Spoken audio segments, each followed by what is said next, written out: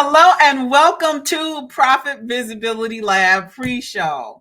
My name is Jewel T. Leonard, your host, revenue ops strategist, and founder of Get Crystalized Agency. And I am so excited you are here. Today's topic is what your numbers aren't telling you. We know you have numbers because you've been around the block a few times, but what are the numbers really telling you, and how can we interpret those numbers in a way that we can identify actionable strategies to take us into 2026. Okay, we're going to begin promptly at 2 p.m. The pre-show area is really just as a convenience so that if you're on LinkedIn, you have time to go ahead and hop on over to YouTube. The reason that I do this is because if you are on LinkedIn, your profile has to be public in order to be able to for me to see you, and also in order to make comments. So to make it easier, we just use YouTube as kind of headquarters for video. So I want you to go ahead. I'm going to drop a link to the live stream down below in the comments in just a minute. The other thing is this is going to be an active session. So if you're at a place where you can actually have access to your CRM or your spreadsheet or whatever it is that you use to get numbers for your business, go ahead and grab that as well, because we are going to do some actual, looking at numbers in this session today to help us identify some action items for 2026. So with that, I'm going to go ahead and hop out here for the moment. Remember to put my mic back on at 2 o'clock, but I'm going to hop back over at 2 o'clock and we'll go ahead and get started. Okay. So with that, definitely go ahead and grab a cup of coffee, and I'll see you back in just a few minutes. Well, hello and welcome. Whether you are catching this live or on the replay, I am super excited to deliver value to you today that is going to prepare you for 2026 so that numbers tell the story that you want them to tell. My name is Jewel T. Leonard, Rev Ops Strategist and founder of Get Crystalized Agency. And I'm excited to help you to see what your numbers aren't telling you. So let's get into the content. So the agenda for today is pretty straightforward and simple. We are going to talk about the illusion of knowing your numbers. We're going to talk about the illusion of knowing your numbers. Sometimes we, as founders, you've been around the block a few times and you know how to get to your numbers, but sometimes the numbers don't match. And so we're going to talk about that. We're going to talk about the 3 numbers that tell the truth. We're also going to go through a live interpretation exercise. So if you are at a place where you can access your CRM or your notes or your spreadsheet, whatever you use to gather numbers about your business, make sure that you can grab those if possible. We're going to also identify your number one bottleneck based on these numbers, and we're going to identify one action that you can take before January to have you starting the new year right without having to waste a lot of energy. So let's talk about the December problem. So most founders know their numbers, but still feel uncertain as you're going over into the new year because the numbers don't always add up to what the activity looks like, right? So numbers don't always tell the story. Separate stats don't really explain performance, right? So you have a lot of different numbers. Maybe you have a dashboard that has a lot of different views on it, but is it really telling a narrative about what your revenue is doing? And then even if they do have all of the components, sometimes the dashboards can be misleading because it's only as good as the data that you have available to put in it. So if all of your campaigns or all of your revenue streams and all of your outreach activity is not reflected there, chances are those numbers aren't as accurate as they could be. And then it's not necessarily tied to decisions. So we want to be able to look at data and use it not just to say that we have the numbers, not to please an investor or a funding source, but really to take operational action. That's really what we want. That's really the objective that we're driving for here. Okay. The signal. Now, the numbers don't always reflect your effort. So let's talk about this. Let me move this here. The numbers don't always reflect your effort. Okay. They reflect your engine. So effort doesn't always, if your efforts don't equal your results, in other words, you're like, oh my gosh, I'm doing all this activity, but I really don't have customers, then you have to look at some other things. If if your growth feels unpredictable in 2025, if it felt unpredictable, it's like, oh, okay, well, I'm going to events, I'm meeting people, some months I have good, some months are not so good. I really don't know how to put a handle on this. Or if your revenue comes in waves, it's like, woohoo, one month, you're making a ton of money, the next month you're not. Those are the areas that are a signal that your numbers have a bottleneck. They're signaling you that there is a bottleneck somewhere in your business. And that's the way we want to use these numbers, to be able to identify what those bottlenecks are. Okay. Now, I'd like to introduce you to, I forgot to mention this. You are in the situation room of Crystalized universe. And so we have villains and we have visioneers. And so one of our villains, and the one specifically related to this topic, is Miss KPI Phantom. And she is the villain of the distorted metrics. Okay, distorted metrics. This is what she creates. This is how you know that Miss KPI Phantom is in your business somewhere. Okay, she creates vanity metrics. Oh my gosh, I got impressions. Oh my gosh, I got likes. Oh, I got some followers. But you're not really sure how to convert that into dollars, right? Half-truth dashboards. Well, yeah, I got a dashboard. It's got numbers in it, but guess what? I'm missing about 5 of the campaigns I ran. They're false confidence. So you have numbers, and so you're like, oh, okay, well, I've got a dashboard. I'm pretty confident about what my business is doing, but you don't really know what's going on there. And she likes it that way because she likes to send misleading signals. So you don't really know for sure what's missing. And so you have this, well, everything looks good. I got dashboard. I got my numbers in here. Everything looks good, but really it's not. And that's her thing. But in the Crystal Ops universe, for every villain, we have a visioneer. And in this case, our visioneer is the metric mystic. Metric mystic is the guardian of data truth. And this is what she will reveal for you. She reveals what's real, what's working, what's leaking, what's slowing you down, and what to fix next. Would that be helpful right now? As we head into 2026, would it be helpful to have answers to these questions? All right. We're interpreting the numbers. And this is a diagnostic. It's not a dashboard. We're looking at actually being actionable with these numbers. Okay. The three numbers that tell the truth are lead volume, sales conversations, not conversions, sales conversations, and clients closed. At the end of the day, you go to all your networking events and you do a lot of activities and a lot of busy work. And I'm just talking about myself, not talking about you. Don't take it personal. But a lot of times as founders, we'll be really busy. But at the end of the day, when we try to tie that busyness to revenue, we come back a little bit short. So this is the way we form that revenue narrative, the story about the revenue in our business. So let's take a look.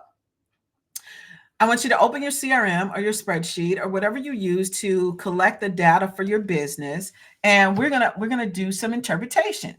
So we're going to look at, we want to pull the numbers from 2025 only. We're just looking at 2025. I want you to grab your total leads, your total sales conversions, and your total closed sales. Okay. Total clients closed. And I'm going to give you about 30 seconds to go ahead and do that. And then we'll talk about how to interpret those numbers. Okay.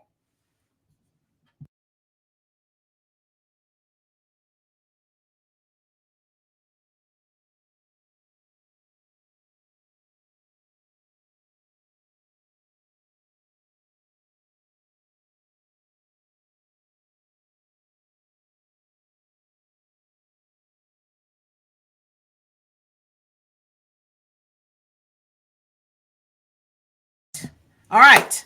Let's talk about number one, lead volume. Lead volume. With lead volume, we want to know how many people entered your world this year. Now, I did this exercise, it wasn't pretty. How many people entered your world this year, right? We have to be honest with ourselves. And when I say it's not pretty, what I mean is if I identified a number, a revenue number I want to reach, and then I calculated out the numbers.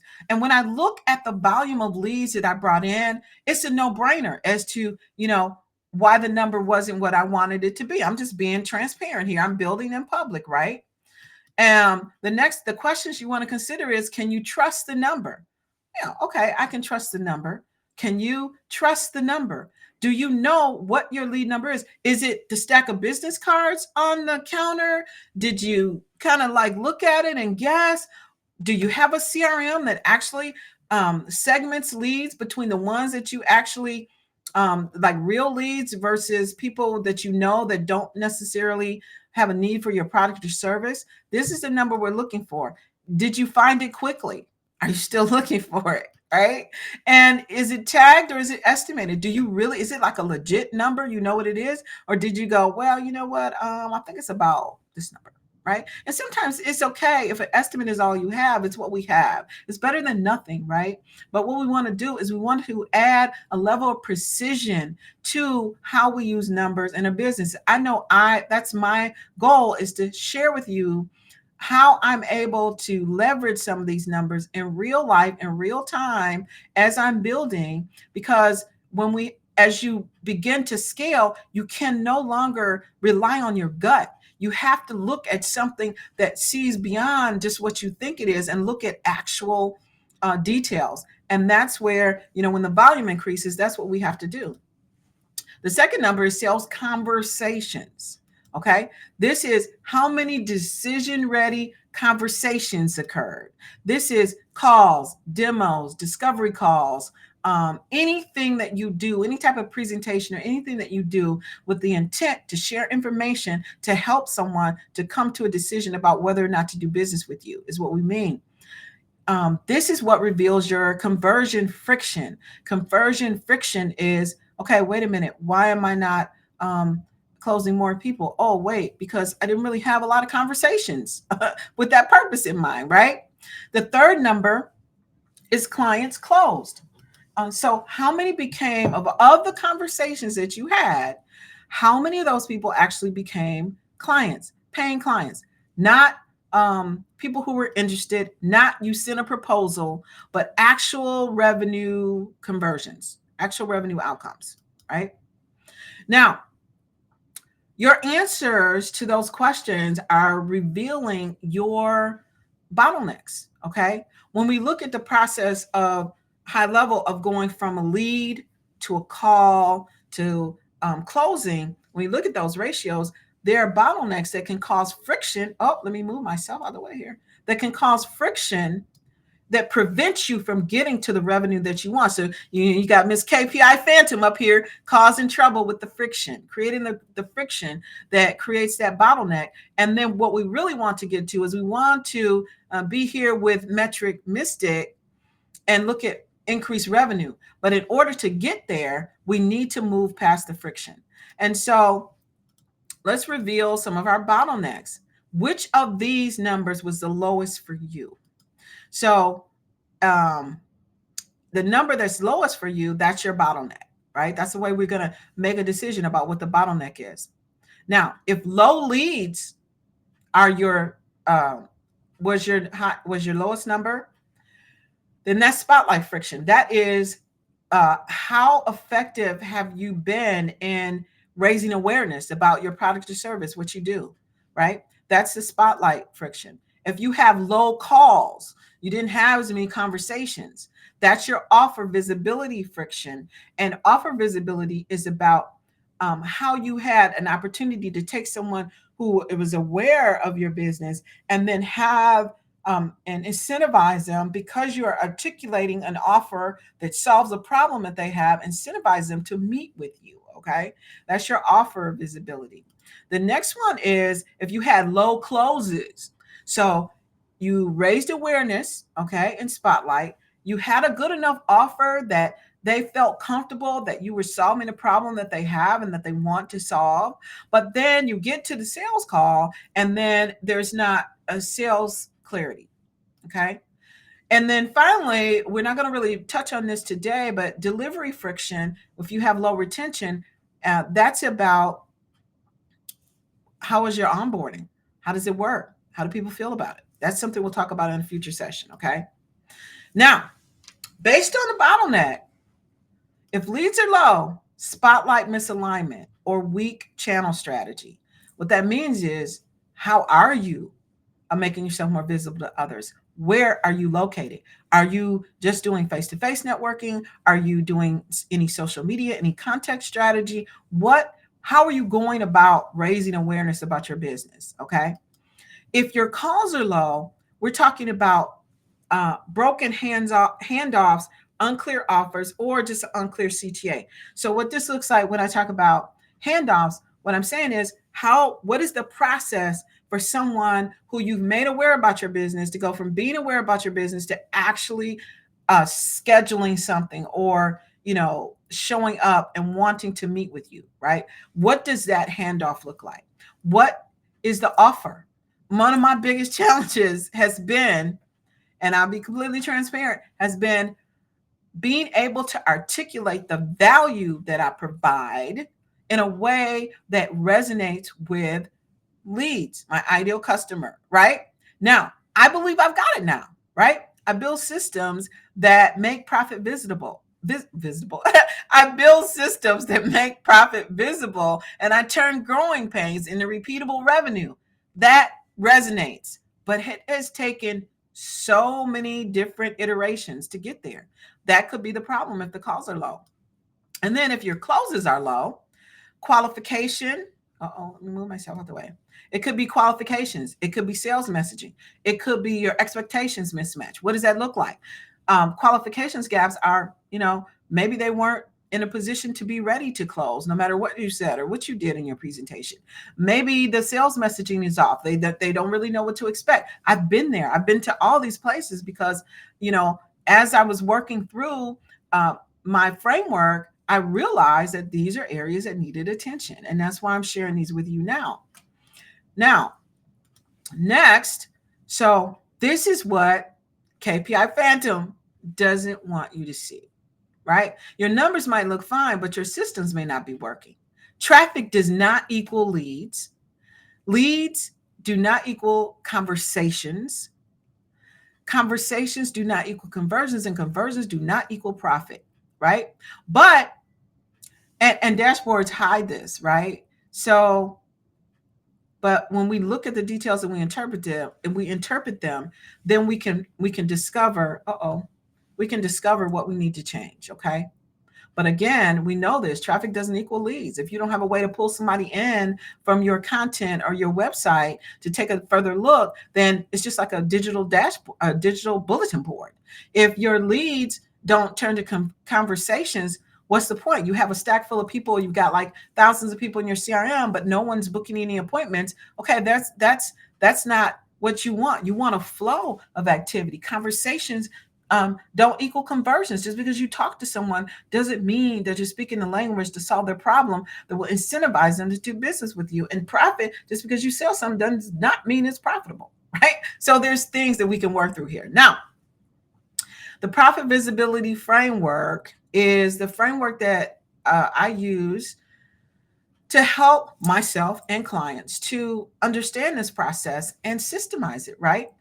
It's a very simple flow that looks at your leads, which is your spotlight, the offer that you have, which is how do you actually convert that sale, how you actually onboard and activate that client, and then how you retain them. It's simple. It's a framework that we won't get into in detail here, but it's a story that we're building, not a spreadsheet. It's a story, not a spreadsheet. So, okay, we have now. Let me move myself out of the way. So, and what this crystallized visibility stack is showing is the flywheel that we go through as we begin to be more efficient with our business. So we start over there in the gold with spotlight, with getting attention and awareness. Then we flow into offer, where we're actually able to take that lead that we get into becoming a presentation, coming to a presentation and allowing us to share what we have and help to answer their questions. And then once they become a customer, how do we actually onboard them and deliver the promise, deliver on the promise that we committed to during the sales process? And then how do we retain them? This is what we want to accomplish in our business. And with a flywheel, what we're doing is we're constantly getting better. The more you improve one thing, the better everything gets along the road. And that's what we want as we grow and prepare to scale. Okay. Now, your one fix before January. I'm committing to you that this is good information. That if you take the information that is contained in this presentation in the Profit Visibility Lab, which we meet every Tuesday at 2, I'll be here no matter what, with some valuable content to help you grow your business. The bottleneck determines your next move. So I told you that we were going to have action that came out of this session, that this is a valuable use of your time. And here's where we go. So examples of what your next move is based on your bottleneck.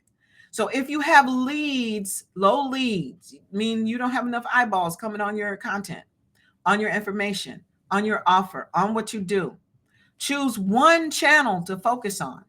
So when I say channel, I don't mean necessarily platform, but it could be. But you could decide email. You want to do email. You want to do cold outreach. You're going to network. You're going to do face-to-face networking, partnerships, whatever that channel is, pick one and then focus on it. The next thing is if low calls was your bottleneck, then you want to simplify your CTA in December. In other words, make sure that whatever the call to action, that's what CTA is, call to action is, that you want, that action that you want your lead to take. Make sure that it's simple, like they know what you need them to do. If it's on your content, you need them to book a call. If it's on a presentation, you need them to download something. Whatever it is, just make sure that it's clear and easy for them to understand and aligns with what you want to deliver. The other thing is, if you have low closes, it could be a couple things, but it could be that all you need to do is add a qualification step, because it could be that lead that you met with just wasn't qualified. Maybe they didn't have the budget. Maybe that the problem is not a big enough deal for them. So when you add a qualification question, then that helps you to kind of sift and sort, because that's what we're doing with the leads. We're sifting and sorting. So it helps you to sift and sort so that you can identify who you want to invest that time with versus not. So for example, with the CRM optimization diagnostic that I offer, when you go in to that page to actually sign up for it, you don't get a sign up right away. There's a survey. And based on the results of that survey, you either get directed to some resources or you get directed to the page where you can select a date and pay for your session. But that qualification allows for people to raise their hand and for me to be providing the information I need to the people who need it in the moment, right? Okay, so the other thing is you can have some missing data. Now, you want to standardize your tracking for 2026. You may not have been able to do that. That's actually one of the reasons why I even created the CRM optimization diagnostic, which we're not really talking about here today.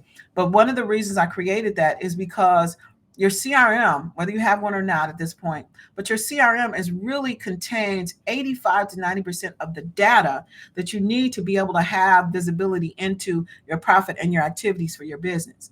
So if it's not set up properly with the right segmentation and the right product and the right workflows, then you're not going to be able to capture numbers that you can use to make decisions, which is all what we're talking about here is profit visibility, okay? So your January advantage. Now, should you accept the assignment, okay, to do these activities, then in January, you're going to 10x your ability to project and plan for 2026 in your Q1. If you haven't done that already, which is fine, you're going to 10x it because you'll know what you're focusing on. Your systems will stabilize. just doing something simple like making sure you nail your ideal customer profile can really help save you time, effort, and energy, because everything that you do once you identify that person is revolved around that person, that message, that offer, and it saves a ton of time and gives you the direction that you need, right? You can scale from clarity because you know exactly what you're moving, you know exactly how it needs to move, and you can identify where you need to make fixes to clear those bottlenecks.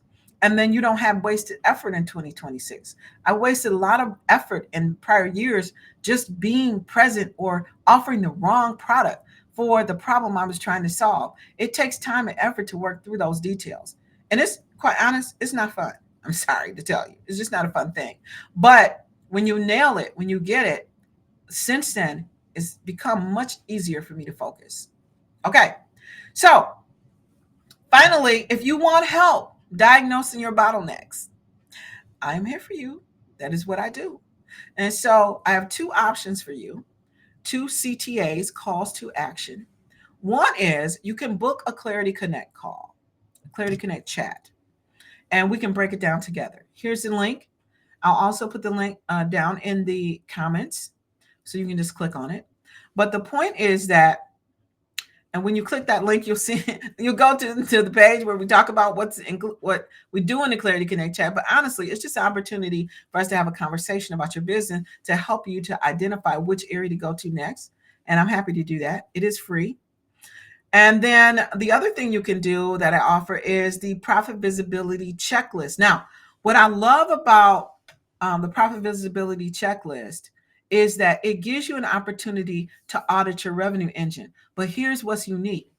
It takes the three main metrics for any business that have been around forever. Like if you ever listen to Alex Hermosi, he talks about this all the time. Your CAC, customer acquisition costs, LTV, lifetime value, and payback period. Those three metrics. And connects your activities, the activities for each of the quadrants. So spotlight, where we're seeking to develop spotlight, where we're seeking to gain awareness. Offer, where we're looking at what our offer looks like in the discovery process and our sales process. Activate, which is where we're looking at onboarding and how we make for a smooth transition into our world with our customers. And retain, which is where we retain those customers and work towards getting referrals, which I believe is the only true form of that you only have a business when you actually have someone who's willing to refer someone else. That's when you know you have a solid customer. It's my formula. Okay. So what it does is it takes all four of those quadrants and lines up those activities with the metrics. And then in Crystalized systems, we build that into the platform. So it allows you to be able to actually have the numbers that drive those metrics. Anyway, I digress. So if you want to kind of look on your own, do your own thing, then definitely go ahead and download the checklist. It's free. Again, both of these are free options. And I'll be happy to hear your comments and the feedback. And again, if you get the checklist and you say, you know what, I got this, but it really doesn't make sense to me, then you can go ahead and still schedule that Clarity Connect chat. And the format for the Clarity Connect chat is we actually go through the checklist. So it's no time loss whatsoever. Anyway, so with that, I want to thank you for joining episode 2, what your numbers are not telling you. This has been the Profit Visibility Lab. This is every Tuesday at 2. I will be here with some value. Whether you're catching this on the replay and you just found out about it, or you're ready to make this part of your regular process of learning about profit visibility for your business, learning about how to use technology to your advantage, I will be here for you every Tuesday at 2. And then, I don't know if you peeped this or not, but we are in the situation room for Crystal Ops Universe, and we have villains and we have visioneers. And I am having fun, quite frankly, developing this universe to help to articulate and help us all as founders to understand a topic that can be a little bit confusing, which is revenue operations and how that drives our business and how we can become more profitable and have the numbers to prove it and operate with those numbers. So anyway, it's It's beginning to unfold. Let's just say that. So little by little, it's beginning to unfold, and it's actually been quite a bit of fun for me. So with that, I am again. I thank you for being here. I thank you for joining me, and I will look to see you next week on the Profit Visibility Lab. Bye for now.